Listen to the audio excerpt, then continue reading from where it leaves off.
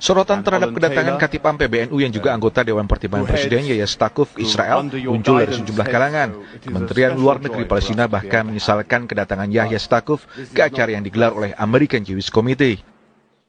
Mereka mengecam dan mengutuk partisipasi delegasi ulama Indonesia dari organisasi Nahdlatul Ulama yang diwakili Yahya Stakuf, Sekjen PBNU di AGC Global Forum di Yerusalem yang berlangsung pada 10 hingga 13 Juni 2018. Saya juga ke Israel atas nama pribadi dan saya mempertanggungjawabkannya secara pribadi. Ya. Dan saya juga, kalau saya waktu saya ke sana saya tidak pernah menyebut-nyebut NU, tidak pernah. Waktu saya ke sana saya tidak pernah menyebut-nyebut NU, tidak pernah menyebut-nyebut NU.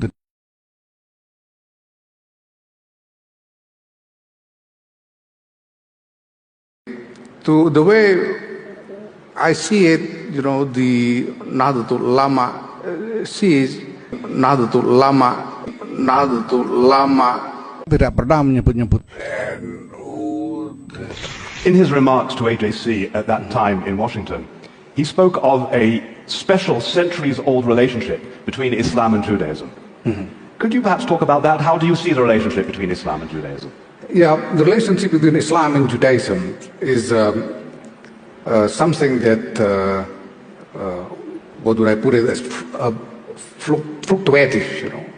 Sometimes it's a good, close relationship, but in other part of history there are conflicts and tensions. Depends on the dynamics in the history. Now, but overall, then we have to acknowledge that there are problems in the relationship between Islam and Judaism, and the problems, some of the problems, lays within the teachings of the religion itself. Now, in our current context of reality, people of religion, including Islam and Judaism, need to find a new way of first functioning the religion into the real life, and second, find a new moral interpretation on religion that will guide people from different religion to have more harmonious relationship with one another.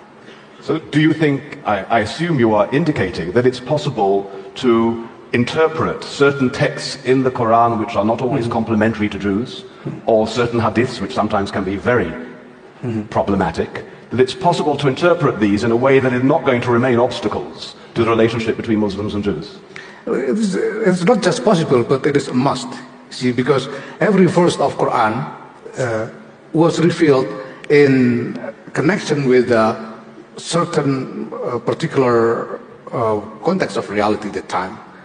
Also, the Prophet Muhammad, peace be upon him, when he said something, he said it in relation with the current, you know, with a particular happening at the time. So the Quran and the Hadith are both basically a historical document that contains the guidance of morality in responding to particular situation. When the situation, the reality changes, then you know, the manifestation of the spirit of morality should be changed also.